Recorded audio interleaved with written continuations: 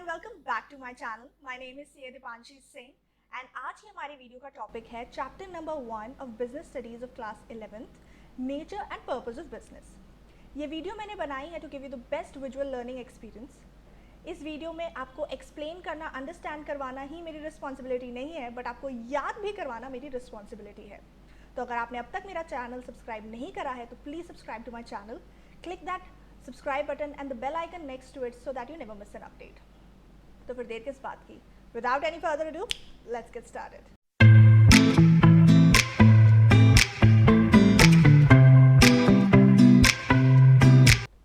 So आज की इस वीडियो में हम 4 टॉपिक्स कवर करेंगे इस चैप्टर के।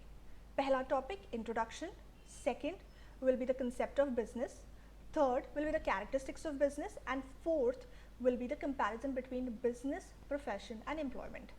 तो स्टार्ट करते हैं इंट्रोडक्शन से। देखिए, इंट्रोडक्शन बहुत इंपॉर्टेंट होता है। ये हमें इसलिए इंपॉर्टेंट है ताकि हम जान सकें हम ये चैप्टर क्यों पढ़ रहे हैं, ये चैप्टर किस वजह से आपको पढ़ाया जा रहा है। There is always a reason. आइए उसे समझते हैं। नंबर 1, बात क्या है कि we all humans on this planet we need some kind of products और services on our daily basis. ये सारी प्रोडक्ट्स और सर्विसेज जो हमें चाहिए होती हैं, ये क्या होती हैं? ये हमारी नीड्स होती हैं। अब ये जो नीड्स हैं, हमारी जो रिक्वायरमेंट्स हैं, ये मार्केट में डिमांड क्रिएट करती हैं। जब मार्केट में डिमांड क्रिएट होती है, this is where the role of a businessman comes into play. अब ये बिजनेसमैन क्या करता है? He produces products, goods and services for us and क्या करता है? He creates the supply in the market and इस मार्केट प्लेस में जाकर वो सारे कंज्यूमर्स अपनी प्रोडक्ट्स एंड सर्विसेज को बाय करते हैं। This is the mechanism, a brief of business, how a business works. अब इससे हमें क्या समझ में आता है? सबसे पहला पॉइंट नंबर 1 कि बिजनेस जो है वो हमारी मेजर इकोनॉमिक एक्टिविटी है। ठीक है, हमारी जो लाइफ है वो बहुत सारे इंस्टीट्यूशन से इन्फ्लुएंस होती है। नंबर 1 स्कूल, सेकंड कॉलेज, फिर हमारे रिलीजियस कम्युनिटीज़ हो गई, हॉस्पिटल्स हो गए, रिलीजियस बॉडीज़ हो गई, इन सब से हमारी लाइफ बहुत इन्फ्लुएंस होती है। बट द मेजर इन्फ्लुएंस हमारी लाइफ में बिजनेस का होता है and this is the reason why we need to learn about the nature and purpose of business. Okay, next point, concept of business. अब इसमें हम जानेंगे बिजनेस के बारे में, बिजनेस होता क्या है। सबसे पहले हम स्टार्ट करते हैं बिजनेस वर्ड से। अब ये जो बिजनेस वर्ड है ये डिराइव हुआ है from the word called busy. Business means it refers to being busy. अब बिजनेस की एक डेफिनेशन है, बहुत सिंपल डेफिनेशन है, बहुत आसानी से आपको याद हो जाएगी। आइए देखते क्या है। Business refers to any occupation in which people are regularly engaged in any activity with a view to earn profit. ठीक है, कोई भी ऑक्यूपेशन में जिसमें पीपल रेगुलरली इंगेज्ड हैं, तो रेगुलरली इंगेज मीन्स यानी वो बिजी हैं। ठीक है, किसमें? एक एक्टिविटी में with a view to earn profit. अब जो ये वर्ड एक्टिविटी है इसकी भी एक डेफिनेशन है, बिकॉज अगर आप व्हाट्सएप पे बिजी हैं तो ये बिजनेस नहीं है। ठीक है, अब एक्टिविटी क्या है? एक्टिविटी की डेफिनेशन ये है, एक्टिविटी मतलब सबसे पहले प्रोडक्शन कर रहे हो या परचेज कर रहे हो गुड्स और गुड्स को फॉर सेल, यानी आपने कोई सामान की मैन्युफैक्चरिंग करी है आगे बेचने के लिए, या फिर आपने कोई प्रोडक्ट खरीदा है आगे बेचने के लिए। अगर आप कोई प्रोडक्ट खरीद के सेल्फ कंजम्पशन कर लेते हैं, खुद यूज़ कर लेते हैं, तो वो भी एक्टिविटी काउंट नहीं होगी। और या आप करते हैं exchange of goods and services का, या आप सप्लाई करते हैं सर्विसेज किसके लिए? To satisfy the needs of other people. ये आपका ऑब्जेक्टिव होना चाहिए। तो अगर आपकी एक्टिविटी इस डेफिनेशन में फॉल करती है तो उसे हम एक्टिविटी मानेंगे।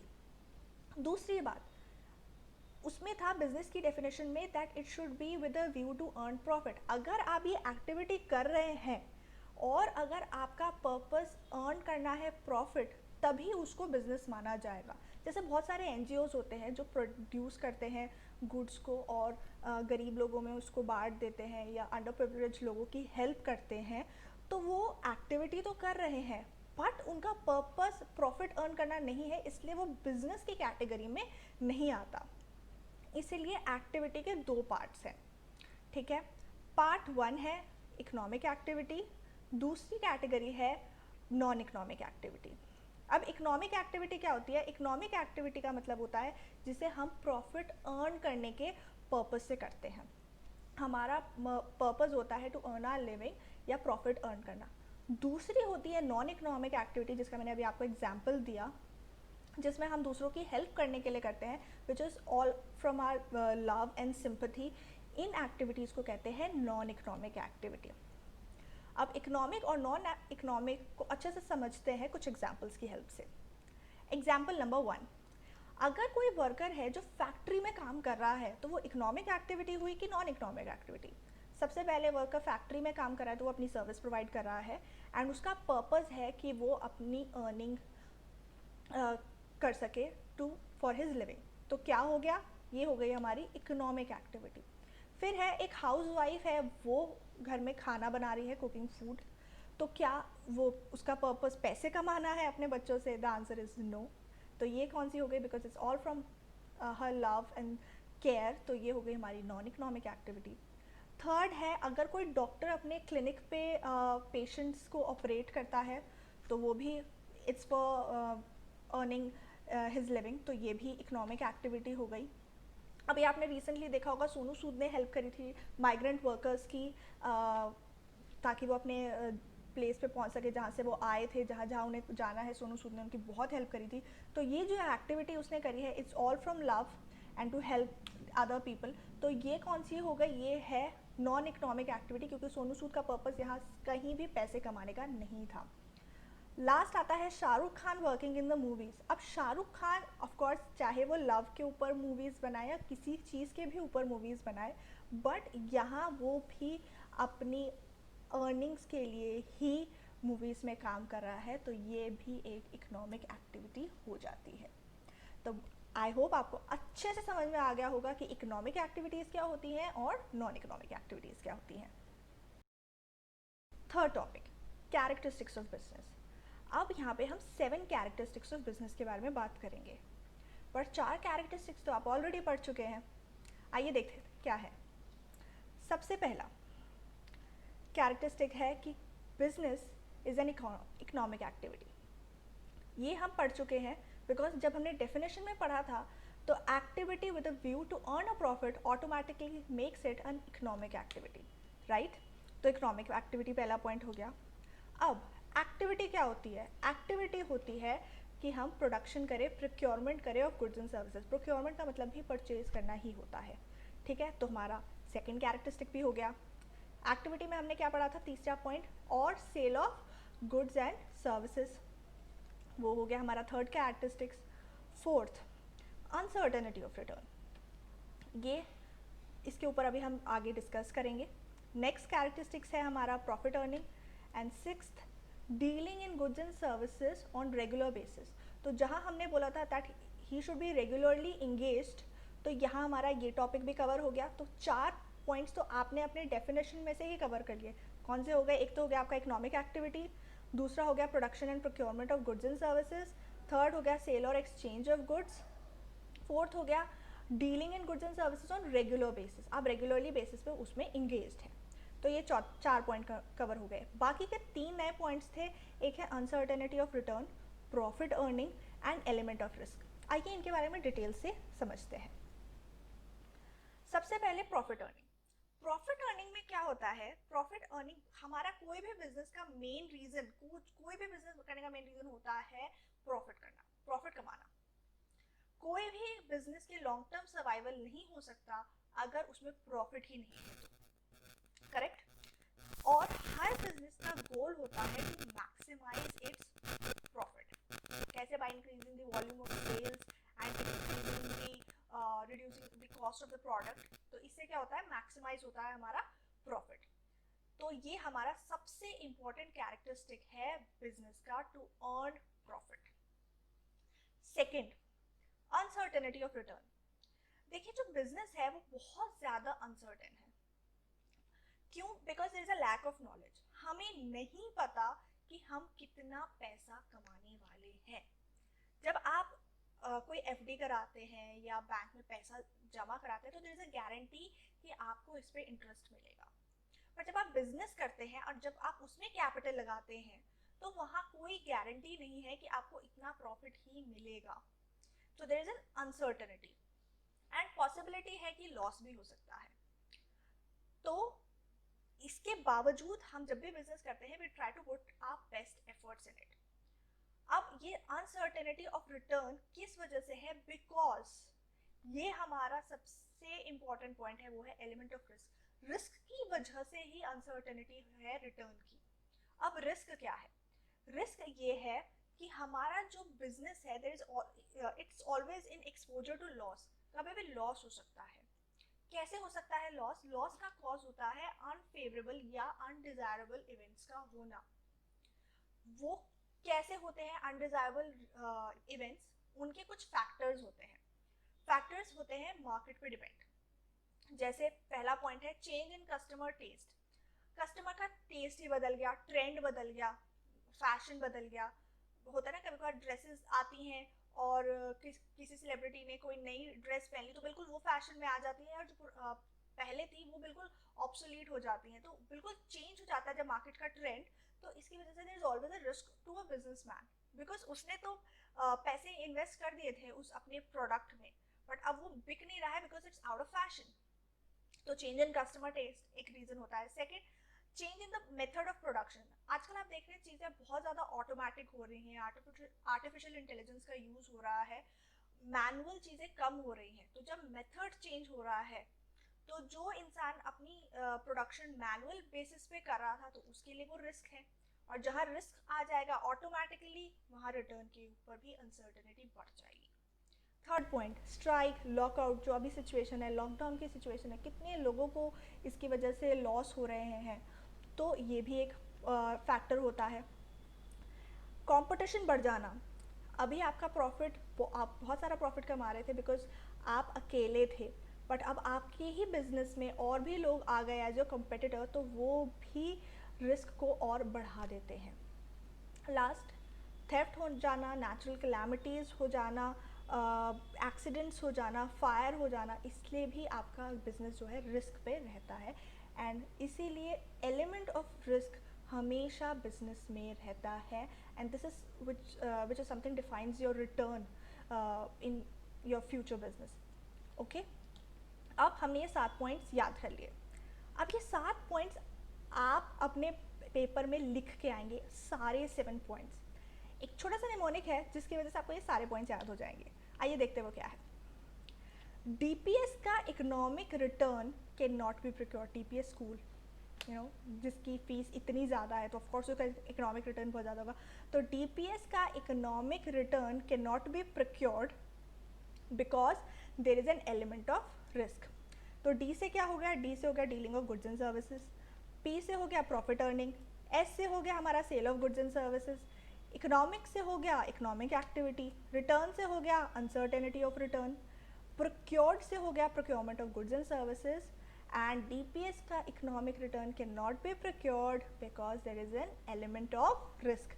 तो बस इस एक सेंटेंस को अगर आप अच्छे से याद कर ले तो आप 7 पॉइंट्स अपने एग्जाम में लिख के आएंगे और आपको फुल मार्क्स मिलेंगे। 7 पॉइंट्स लिख के आएगा और मुझे लगता है अब ये जो फाइल है इस कॉन्सेप्ट की आपके दिमाग में अच्छे से फिक्स हो गई है और आप ये 7 पॉइंट्स, ये 7 कैरेक्टरिस्टिक्स कभी नहीं भूलने वाले। The fourth topic of the video, comparison. Comparison किसके बीच में? Business versus profession versus employment, right? आइए देखते हैं, बहुत सिंपल है। अब इसमें कुछ बेसिक्स हैं जिसके बेसिस में हमने तीनों चीज़ों को कंपेयर करा है। कैसे कंपेयर करा है? पहले है मोड ऑफ इस्टेब्लिशमेंट। जो भी बिज़नेस होता है वो कैसे इस्टेब्लिश होता है, सबसे पहले एंटरप्रेन्योर जो है वो डिसाइड करता है कि मुझे ये बिज़नेस करना है।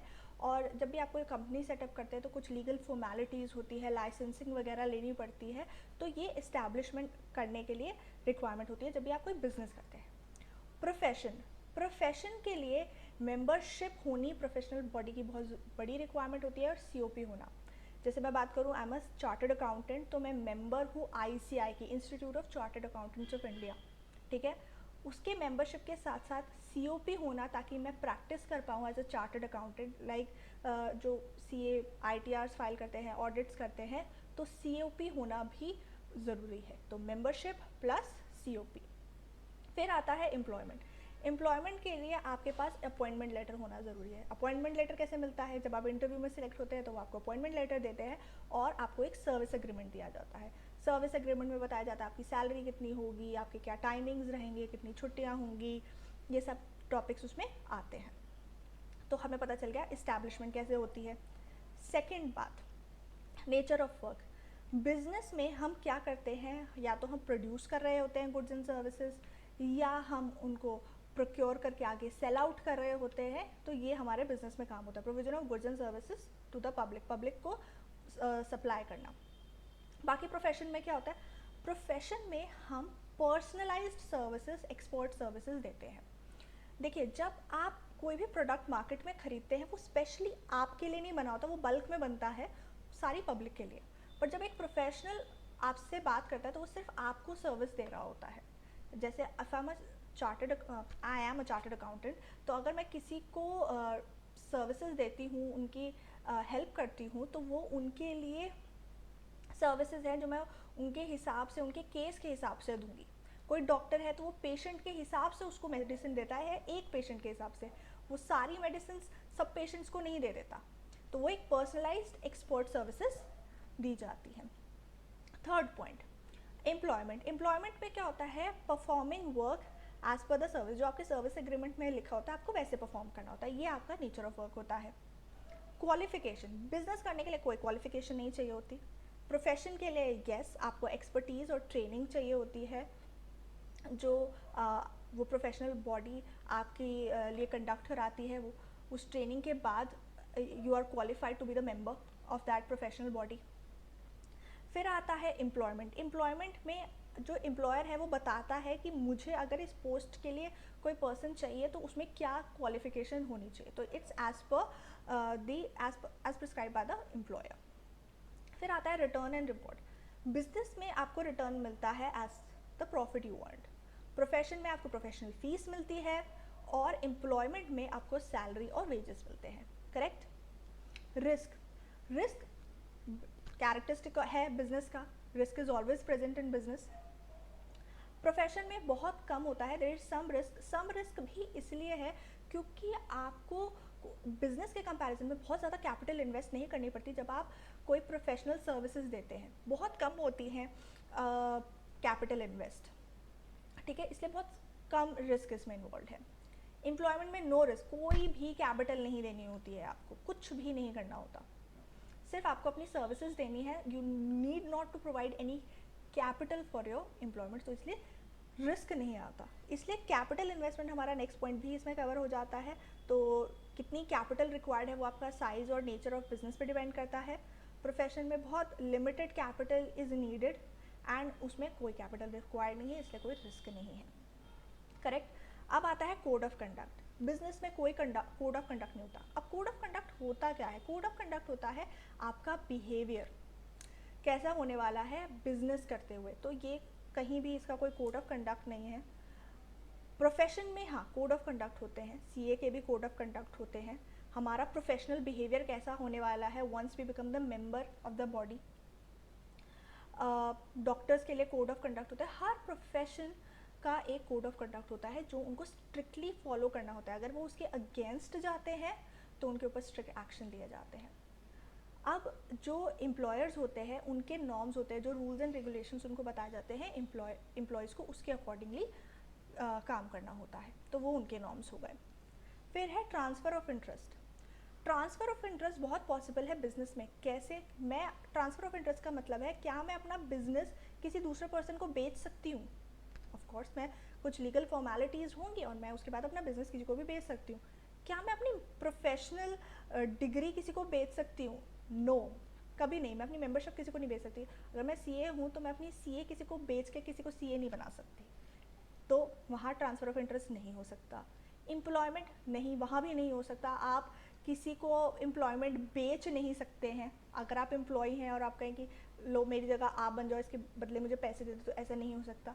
एम्प्लॉयमेंट में भी ट्रांसफ़र ऑफ इंटरेस्ट नहीं होता, सिर्फ बिजनेस में होता है। आई थिंक ये चीज़ें आपको पहले से भी बहुत सारी पता ही थी। अब जब ये एग्ज़ाम में क्वेश्चन आएगा तो आप इसको कैसे लिखेंगे?